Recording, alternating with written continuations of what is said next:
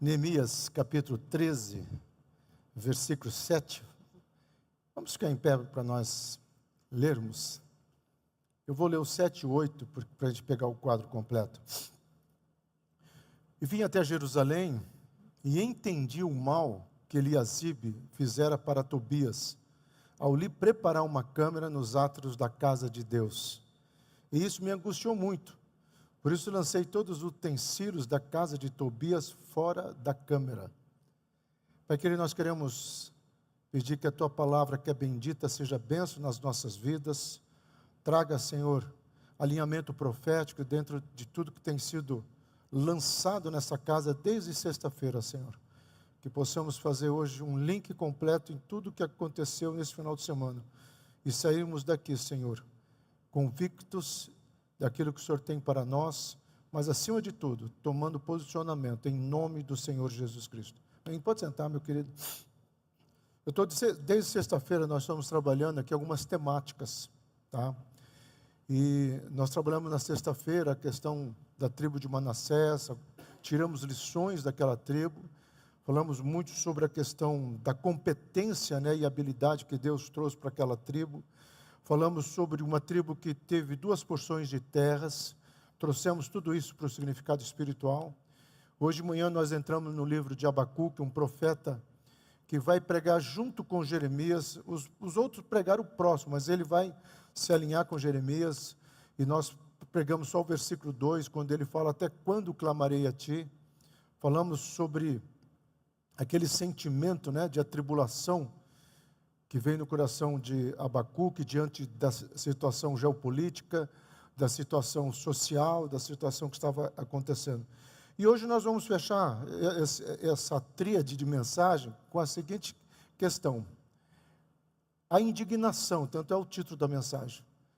Quando Neemias retorna, tá, para Jerusalém, depois de um período, ele vai, faz toda aquela restauração, volta para o reinado onde ele estava consignado, né, na Babilônia. Depois ele volta para ver como estão as coisas, e aí ele encontra esse quadro.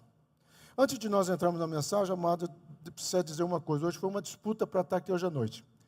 Aliás, no café da manhã, Márcio, né, se viesse todo mundo, cadê o Alexandre? O Alexandre está lá. Até o Alexandre passou: se tiver todo mundo que quer ver o Márcio hoje à noite, vai encher a igreja, 2 cultos. Falei: amém por isso. Talvez a chuva tenha dificultado, mas eu fico feliz, amado, quando uma igreja consegue amar uma pessoa ao ponto de querer vir, né, à noite, né? Vocês sabem que vocês têm um fã, né, que é a Estherzinha. A Estherzinha devia ser líder do fã-clube de vocês, viu? E ele vai estar, eu vou estar lá, e amém por isso, tá? E eu sei que todo mundo pensou nisso. Segundo, o Guilherme queria cantar uma música tua, ele ensaiou até. Tá, mas ele foi convocado para viajar amanhã cedo, e o Gabrielzinho está meio com enfermidade. Então, aconteceu esses fatores. O Jussier está me representando, que eu falei: não, Jussier, eu vou pregar e você vai me representar. Ele está lá porque ele é diretor do projeto Caleb, então ele está na SEDAC. Eu fico feliz quando a igreja disputa para querer ver o Márcio. Amém? Glória a Deus por isso, tá bom? Então, voltando aqui, amados, eu quero que você pegue esse entendimento, esse background aqui. De repente, Neemias, quando ele entende o que estava acontecendo, ele estava lá na vida boa, ele poderia continuar no bem bom que ele estava. Quando ele escuta a notícia de Jerusalém, ele entra em vamos usar já o título da mensagem, uma indignação, porque ele fala: não é possível, tantas promessas de Deus, e o povo, metade já estava em cativeiro. Ou seja, ele fala assim: cara, esse povo não entendeu nada, porque quem estava em Jerusalém foi a segunda leva que foram soltos, ou seja, começa a acabar o cativeiro, o rei da Babilônia começa a liberar o povo, e a intenção era que o povo voltasse, chegasse em Jerusalém, reconstruísse as suas casas, e depois, em seguida, começasse a cuidar da proteção da cidade e, consequentemente, do templo. Quem vai falar nesse período, antes nesse momento aqui, tá? Não pense em Abacuque, nem em Jeremias, mas quem vai falar aqui é Ageu. Ageu vai falar: sabe o que está acontecendo com vocês? Vocês voltaram, mas vocês não priorizaram aquilo que Deus colocou para vocês fazerem. Aí Neemias vem, vocês conhecem a história, ele passa sondando, e aqui nós já vamos entrar em algumas lições tremendas, e aí ele tem uma estratégia que Deus dá, uma competência, conforme nós falamos na sexta-feira, uma competência dada por Deus, que aquilo que não aconteceu em anos, em poucos meses acontece, que foi a restauração de toda a estrutura, de todos os muros, e a construção de algumas partes do templo. Aí ele volta para a Babilônia, passa um tempo, ele retorna, e quando ele retorna, ele encontra esse quadro. Esse cidadão aqui, que nós vamos ver quem é ele, Eliasibe, que é fantástico, deixa uma pessoa inimiga, inclusive do próprio Neemias. Se você ler os capítulos 4 em diante, você vai ver que esse Tobias armou ciladas para com Neemias. Esse Tobias tentou fazer fofocas contra Neemias, e Neemias, olha aquilo lá, ele poderia ter pensado assim, e aqui que me chama a atenção na vida desse cidadão, Neemias. Ele poderia dizer, eu não aceito esse cara que tentou me matar, esse cara tentou me trair, esse cara falou de mim. Não. Ele fala assim, Eliasibe, você tem ideia do mal que você fez para ele? Você colocou uma pessoa impura dentro de uma coisa santa. Você colocou uma pessoa sem qualificação espiritual para fazer algo que precisa de uma qualificação espiritual. Tem um livro do Watchman que eu gosto muito, ele fala assim, que o problema da igreja é não saber a diferença entre tijolo e pedra. Ele fala assim, pedra é Deus quem faz, tijolo é o homem. Então o cara é bom músico secular, vem para a igreja, ele tem que ser um levita, porque ele é um excelente músico, pastor. Ele é um excelente professor, aí ele vem para a igreja, nossa, ele tem que ser um professor da escola bíblica dominical, porque ele é um professor de universidade federal, ou sei lá, ele é um excelente professor. O Watchman fala, tijolo. Deus não faz altar de tijolo, Deus só faz altar de pedra. Quem faz pedra não é o homem nunca fez e nunca fará pedra. Ele pode fazer ligas de pedregulhos, mas uma pedra, uma rocha, para servir de base de um altar, não. E o Watchman, talvez pegando essa ideia, ele fala, não, Tobias era um tijolo, e Neemias colocou, e Eliasibe colocou dentro da casa do Senhor, para que ele fosse uma pedra, e ele não era uma pedra. Tá? Neemias toma conhecimento. Essa é a primeira questão, amado, do background da vida de Neemias. Sempre quando ele vai fazer alguma coisa, desde a primeira vez, como agora, ele é um cara que ele procura entender o que está acontecendo. Neemias seria, nos dias contemporâneos, um cara extremamente atualizado, geopolítico. Ele é o cara que estaria olhando para essa carnificina que aconteceu no Rio, independente de direita, dizer uma coisa, esquerda, dizer outra. Ele iria olhar para isso e ia perguntar, mas e as igrejas, os cristãos daquele complexo? Talvez ele ia olhar para a questão geopolítica de massacres que está tendo na Etiópia, tá? De crentes, massacre, prisões de pastores na China. Talvez ele olharia para tudo isso e levantaria uma indignação, dizer, igreja, nós precisamos orar. Igreja, nós precisamos levantar um clamor. Igreja, nós precisamos tomar um posicionamento. E às vezes a nossa preocupação, e isso é um resultado geral das igrejas, é com uma série de coisas para nós e não para o reino. É aquilo que eu sempre falo, nós temos vontade de colocar um ar-condicionado. Graças a Deus tem aumentado o número de manhã, isso quer dizer mais temperatura térmica, corporal, tem tudo isso, mas não é para Deus. Se um dia nós conseguirmos, vai ser para nós. Então a gente precisa entender e ter essa visão. Porque quando Neemias fala da reconstrução do muro, ele não estava pensando só num aspecto, tá, da beleza estética de Jerusalém, mas ele estava pensando, não, esses muros servirão de proteção.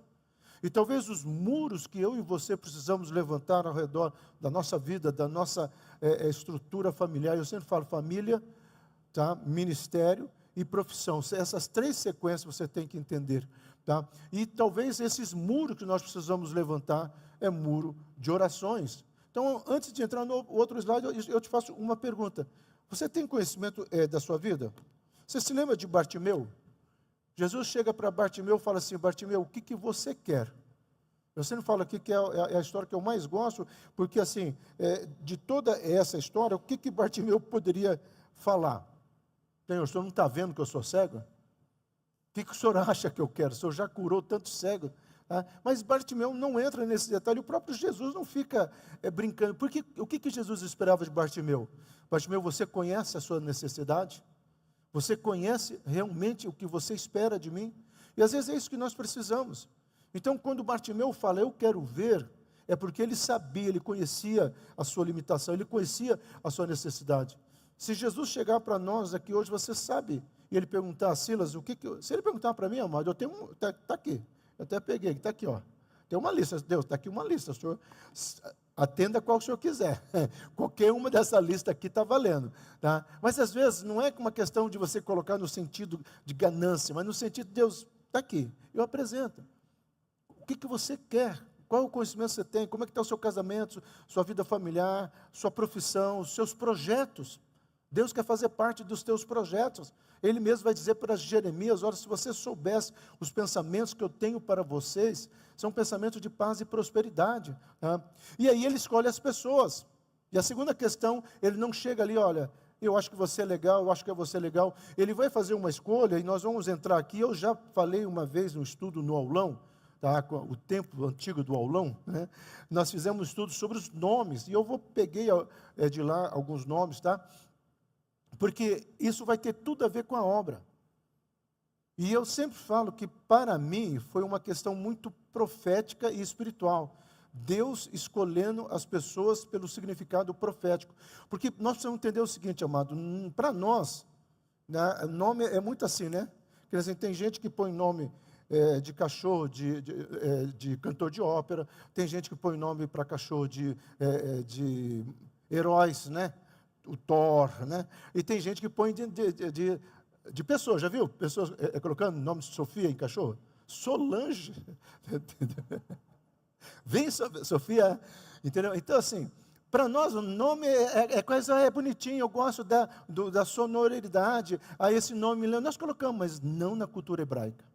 Na cultura hebraica, meu amado, até o nome era escolhido pelos pais, e eles esperavam um período, alguns colocam 7 anos, tá? Outros colocam 13 anos, mas a teoria mais aceita é 7 anos, onde há uma confirmação durante 7 anos, é como se a pessoa estivesse observando, aí quando fosse levar ao sacerdote, o sacerdote falasse, que nome é? Olha, nós identificamos isso daqui. Então, havia um motivo por detrás desses nomes. Então, quando Deus começa a escolher, o Neemias começa a escolher esses nomes, eu penso na mensagem profética que vem por detrás. Então, as portas, os muros e as torres, que nós vamos falar sobre elas, são edificadas, elas são reconstruídas por 2 classes de pessoas, os sacerdotes e os levitas. Meu amado, sacerdotes é uma palavra usada no anglicano, né, no movimento anglicano, como pastor, tá, o sacerdote. Em alguns países, principalmente o próprio padre recebe o nome de sacerdote, tá? Pastor recebe o nome de padre, no sentido de pai, paternidade, tá? Mas está muito longe da ideia bíblica do que é ser sacerdote. Sacerdote era alguém que conhecia o coração de Deus e conhecia o coração do povo. E automaticamente ele pegava o coração do povo e levava até Deus. O profeta era alguém que conhecia o coração de Deus, conhecia o coração do povo, mas ele pegava o coração de Deus e levava até o povo. Então o profeta leva até o povo, o sacerdote pega o povo e leva até Deus. Isso é ser sacerdote. Quando se fala seja sacerdote na sua casa, não é numa questão de titularidade. É questão de você pegar um coração dos seus filhos, da sua esposa e levar até Deus.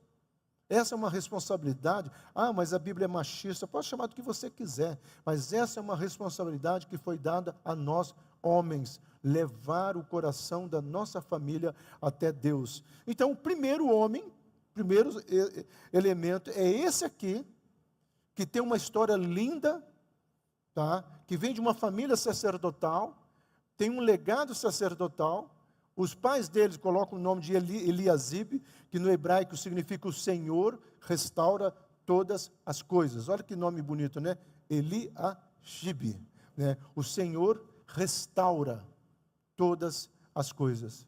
É algo que Deus começa a dizer o seguinte, através do primeiro homem que você escolher, Neemias, eu já quero dizer que eu começarei uma restauração. Deus tem o prazer.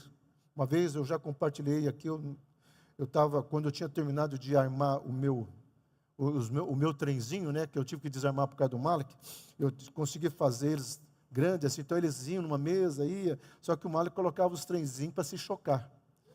Tá, então eles começaram a estragar os meus trenzinhos. Então, até hoje, os meus trenzinhos estão ali, parados, tem motor, tem tudo. E um dia eu tinha terminado de armar, botei a casinha, estava tudo bonitinho, aquela coisa bem linda mesmo, né?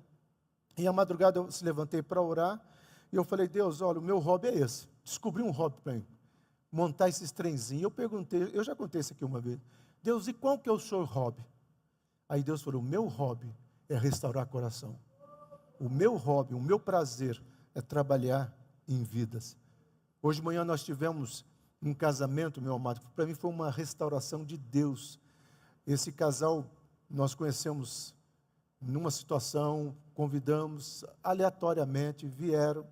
Tá? Eu, na realidade, chamei para o encontro de homens, aí naquele churrasco ele gostou, e aí veio, no primeiro dia que ele veio aqui, uma pessoa orou com ele e falou assim, daqui 40 dias você vai ver o que Deus vai, o reboliço que Deus vai fazer na sua vida.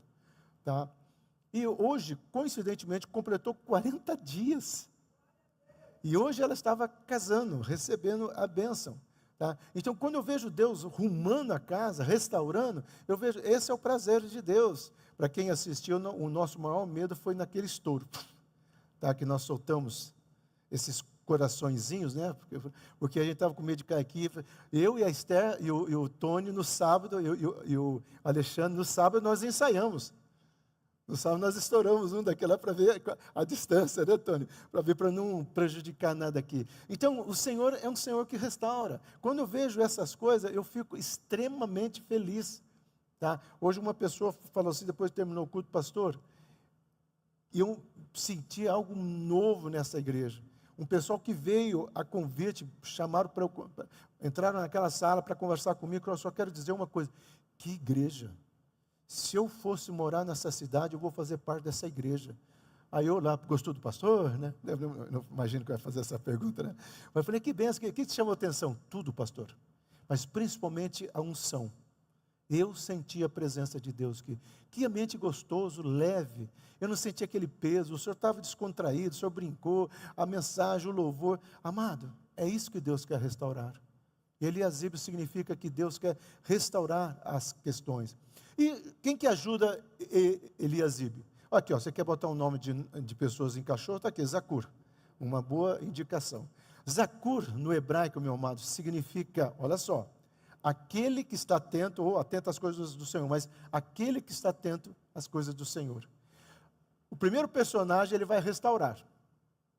O segundo personagem tem que ser aquela pessoa que, a partir da restauração, ele vai ficar atento àquilo que Deus está fazendo.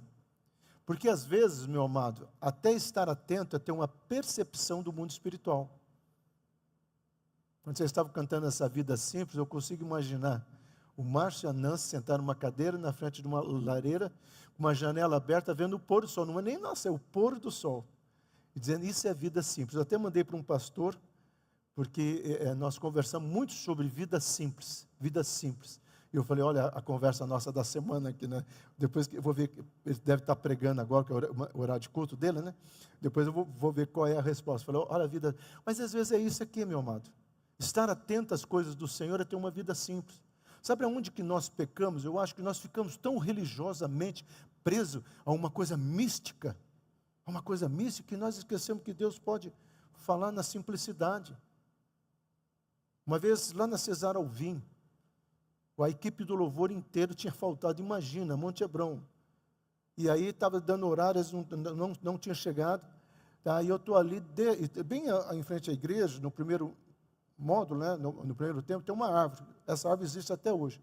E eu estava ali para fora, falei, Deus, não tem ninguém para louvar.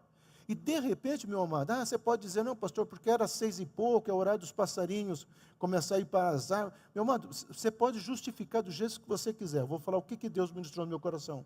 De repente, aqueles passarinhos começaram a se alinhar e começaram a cantar. Aí eu falei, Deus, eu não preciso dessa equipe de louvor. A natureza já está te louvando.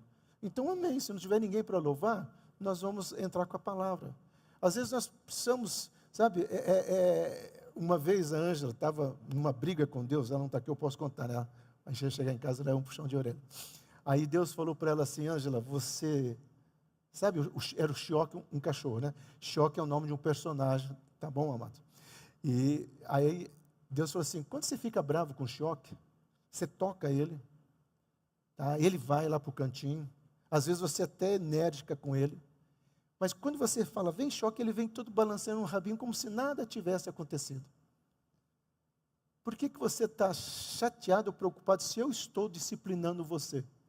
Quando eu te chamar, venha balançando. E mais saiba que eu tenho amor. Porque quando você chama o teu cachorrinho, você o ama. E quando eu chamo você, até a Ângela falou assim, nossa, Deus me comparou como um cachorro. Eu falei, não, Ângela, foi uma analogia, uma alegoria daquilo que Deus está fazendo. Então, mas nós precisamos prestar atenção nas coisas do eterno. Nós precisamos prestar atenção numa chuva. O cheiro que sai da terra, nós não temos mais isso. Tempo atrás eu fui dar uma palestra numa escola, e uma escola de classe média alta, e eu falei assim, teus filhos, a faixa etária acho que chegava até uns 11 anos, eu sei que ele não era a mais, tá? Eu falei, seus filhos têm smartphone, todo mundo tem, seus filhos sabem mexer em tablet, todo mundo sabe, até mais do que eu, uns pais começam, os teus filhos sabem subir em árvore? Houve um silêncio. Eu falei, sabia que subir em árvore tem que ter estratégia, uma logística, tem que analisar, tem que enfrentar medo, tem que ver se o galho vai aguentar. O tablet não oferece isso. Aí sabe qual foi a segunda pergunta que eu fiz? O teu filho brinca, pisa na terra? Eu falei, qual foi a última vez que você pisou descalço na terra? Todo mundo, não. Amado, eu não estou dizendo que porque nós viemos do pó da terra, a gente tem que pisar na terra para ficar mais jovem, tá? Mas às vezes é essa coisa que Deus fez para nós. O Jardim do Éden não é lá, o Jardim do Éden é aqui. Às vezes nós precisamos estar atentos no mover de Deus, na grandiosidade de Deus. Olha só, o pai desse cidadão, o Zacur, o pai dele significava aquele que fala das coisas do eterno. Opa, restaura, ele presta atenção nas coisas do eterno, e ele tem um pai que fala das coisas do eterno. Uma das coisas, meu amado, se nós queremos restaurar os muros da nossa vida, nós precisamos aprender a falar das promessas de Deus, da restauração de Deus, daquilo que Deus pode fazer, daquilo que Deus pode trazer à existência, não no sentido triunfalista das coisas, mas dizendo, eu creio e eu sei que Deus tem no controle, eu sei que Deus sabe de todas as coisas, eu sei que Deus traz a existência de todas as coisas. Essa semana a Khadija ganhou mais uma premiação do serviço dela, e foi uma particularmente que eu até queria estar com ela, mas enfim, tá? Mas a empresa deu, mas ela coloca assim, não coloca, olha, eu bati meta, ela não coloca, sabe como é que coloca? Olha como Deus é espetacular comigo. Olha como nosso Deus, aí ela coloca, como nosso Deus, aquilo que o Senhor sempre ensinou na nossa casa, esteja atento às coisas do eterno. E eu sempre falei das coisas do eterno. Meu amado, a palavra de Deus não volta vazia. Nós precisamos crer nisso. A palavra de Deus não volta vazia. É aquilo que nós precisamos entender. Os gatinhos do Sr. Nohara, eles têm entrado aqui, né? Eu brinquei para o Sr. Nohara. O Sr. Nohara é japonês ali, né? E aí eles ficam embaixo, né? Você já viu embaixo do meu carro, fica em cima do meu carro. Às vezes tem 3, 4 gatos em cima do meu carro. Aí eu brinquei com o Sr. Nohara, Sr. Nohara, seus gatinhos estão frequentando mais a igreja, mais que o senhor. Seus gatinhos estão mais protestantes do que Xeixo, porque ele é da Xeixo Noé, do que da Xeixo Noé. Eles já estão se convertendo, então eu tenho que frequentar mais. Mas essas coisas simples, você não perder a oportunidade, meu amado. Você pegar uma coisa que o gato dele entrou aqui e aproveitar para falar. Os teus gatos estão mais frequentadores de igreja que você, hein? Olha lá, olha lá. E às vezes você vai semeando. É a tendência do casco, você fala, Deus te abençoe. Nossa, que Deus te traga paz. Você não sabe como está aquele coração. Às vezes é essa palavra que a pessoa precisa ouvir. Então nós precisamos entender isso. Olha só como é que fica pegando os nomes. O Senhor restaura todas as coisas. Por isso estarei atentos às coisas do Senhor e falarei sobre as coisas do Eterno. Esses foram as 3 primeiras pessoas que edificaram uma porta. A porta pela qual Jesus sai carregando a cruz para morrer pelos nossos pecados. Talvez Eliasibe nem sabia, Zacur nem sabia, Henri nem sabia, que aquilo que ele estava fazendo ali, como diz o gladiador, ecoará na eternidade. Algo que estava sendo feito lá atrás, seria algo que o nosso Senhor e Salvador estaria levando os nossos pecados. E às vezes nós precisamos entender. E aí vem a classe dos levitas. Quem são os levitas na Bíblia? Meu amado, eu sei que todo músico, né, quer ser um levita e recebe o título de levita. Mas vamos ver biblicamente. Primeiro, os levitas eram uma tribo que eles recebem um comando de Deus para cuidar da adoração do Senhor. E aí eles recebem algo que é muito difícil. E Deus, o que eles recebem de Deus? Nada. Eles não recebem nenhuma porção de terra. Mas então como é que vai ser? Onde é que eles ficavam? Uma das tribos empresta um pedaço de terra para eles. Só que todo Israel dependia deles. Sabe o que Deus estava dizendo? Se você quer ser um adorador, você vai aprender a depender de mim. É isso que Deus estava falando. A tribo de Judá, ela vem dizer para mim e para você, se você quer ser um adorador, tenha uma vida simples assim. Se você quer ser um adorador, realmente conecte-se com o Senhor e fala, eu vou deixar minha ansiedade, minha inquietação. Hoje de manhã eu falei quantas inquietações que nós temos. Na sexta-feira eu falei quantas ansiedades, quantas coisas que ainda não foram respondidas, como Abacuque fala, Deus, o Senhor não está escutando as minhas orações, eu estou orando, o Senhor não está escutando. No entanto, tem uma tribo que fala, não, espera.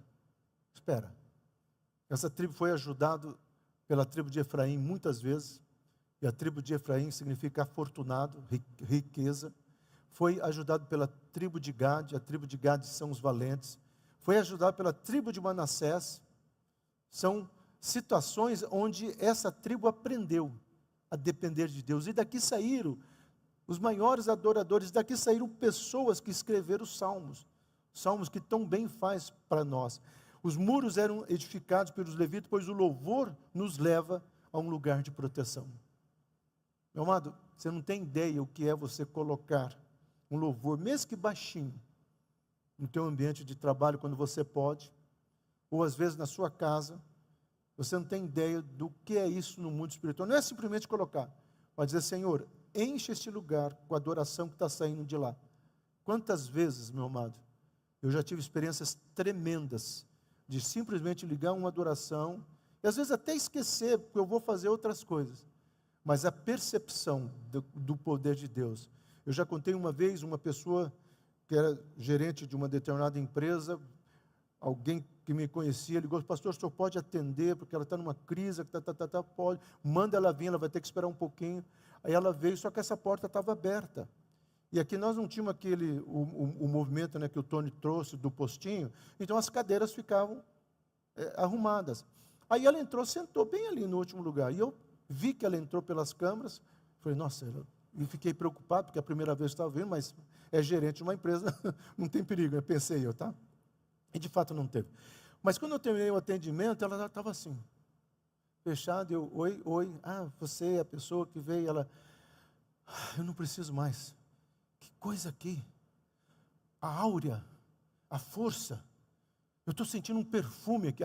Eu peguei, falei, minha querida, é que foi numa segunda-feira, ontem teve culto aqui, foi a presença dos santos, junto com Deus. O que você está sentindo, já viu aquela pessoa perfumada? Né, que nem o pastor Sila, quando exagera no perfume, ele passa, né, ele já passou, mas o perfume fica, nossa, pastor, você está perfumado, eu estou lá na frente, a pessoa sentiu aqui, esse é um exemplo, né? O perfume fica, mais ou menos isso. Aí eu falei para ela falou assim, não preciso nem mais conversar com o senhor, porque o que esse ambiente fez, eu falei, procura uma igreja. E passou um tempo, eu estava aqui na frente, aí ela vem uma pessoa correndo, oi, dando tchau. Oi, eu estou atrasado, vim buscar. A filha dela estuda no Teresa Valcer. Olha, eu já estou frequentando uma igreja, e de fato, viu, o perfume, quando está tudo junto, é bem melhor. Eu falei, olha, está vendo? Às vezes a gente não sabe, mas é uma coisinha simples que você fala, a palavra de Deus não volta vazia. Então, adoração que enche esse lugar, tá? É um lugar que traz a presença de Deus. Nós temos um grupo que começa às 8 horas agora, né, com problemas neurológicos. E os velhinhos, você sabe como é que é velhinho, né? Você marca 8 horas, ele chega às 7h30. Tá? Não é que nem nós adultos que marcam 8 horas, chega às 8h15, tá? E aí, só que 8 horas da manhã, quando dá 7h40, eles estão chegando. Só que o Risa está aqui orando. Aí eu falei, você que eu falo para o Risa, para de orar? Não, o Risa aproveitou e vai aqui orando em língua, e vai falando, e vai profetizando. E as velhinhas estão gostando, né, Risa? Então eu fico quietinho, chego, fico sentado. Eu falei, Risa, por osmose, você está pregando a palavra de Deus. É assim que nós vamos avançando. Então, o primeiro levita é o Reuém. Reuém, meu amado. Olha o que significa Reuém. Aquele que tem misericórdia. Louvor deve nos levar a entender o que é a misericórdia do Senhor. O louvor tem que nos levar, não apenas a adorar o santo do santo, mas entender o que é misericórdia. Porque se não fosse a misericórdia do Senhor, quando a gente vamos começar o culto, vamos, tá na primeira nota, muitas pessoas iam ser chamiscadas aqui. Porque não era assim no Velho Testamento? Quando alguém entrava para adorar lá e estava em pecado, o fogo de Deus consumia. Por a misericórdia do Senhor, a graça do Senhor, nos dá liberdade de nós estarmos aqui. Olha o segundo nome, Bani. É um nome comum em hebraico, Brasilai, outro nome dessa etimologia, que significa o quê? Jeová me estabelece. Eu gosto muito de pensar na probabilidade de que Brasilai, que vai dar o nome do Brasil, segundo uma teoria, tá? Mais ou menos o Senhor está estabelecendo o Brasil. Por isso que para mim o diabo está querendo desestabilizar o Brasil. Aí nós precisamos entender. Então vamos lá, Jeová me estabelece. Nós precisamos entender, meu amado, que o louvor vem não apenas mostrar a misericórdia, mas o louvor vem estabelecer a minha vida. No popular é quem canta seus males espanta. No espiritual é quem canta, chama a bênção do Senhor, chama a presença do Senhor.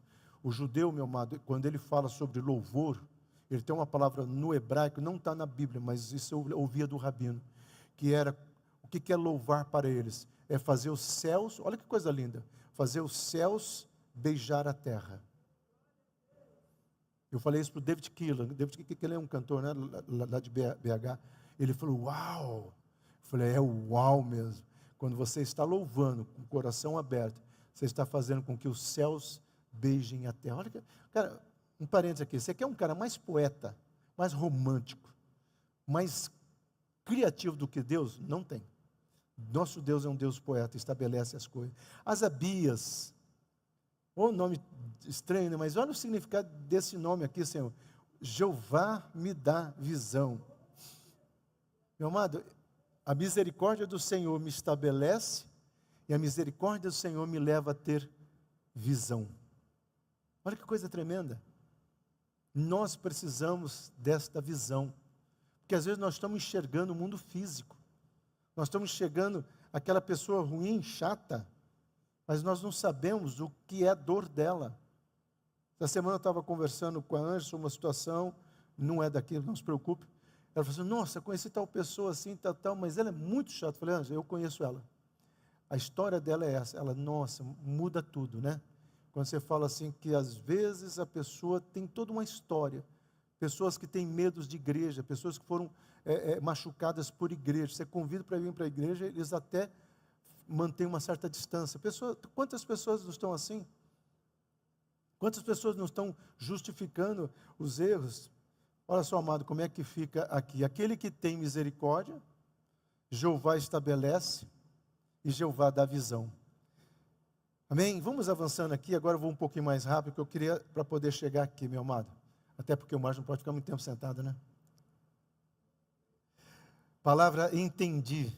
A palavra bin, discernir, ter bom senso. Você sabe o que ele estava dizendo?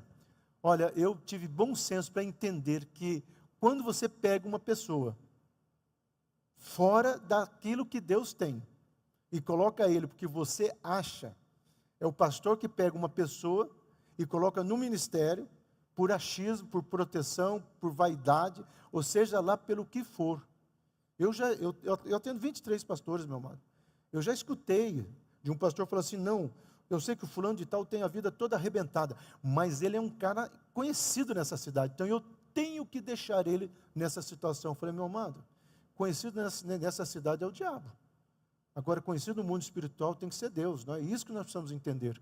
Que às vezes esse negócio de conhecido nessa cidade, nós precisamos ter bom senso e entender. Os padrões de Deus podem parecer loucura aos olhos do mundo, mas ainda devemos observá-lo. O que Eliasibe falou, não, tadinho do Tobias, está sem casa, vamos deixar ele morar aqui.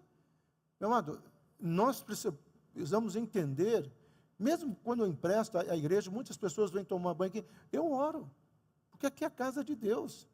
Eu oro, não é simplesmente casa da Maria e a Joana, não. Então, assim, nós precisamos entender que nós podemos oferecer, nós podemos abrir as portas, mas nós precisamos também entender que existe um padrão, e é esse padrão que nós precisamos buscar. Israel se orgulhava do seu estado, povo escolhido. A igreja, meu amado, esse triunfalismo idiota tem levado as pessoas a cair. Eu vou pregar sobre isso no canto da sereia.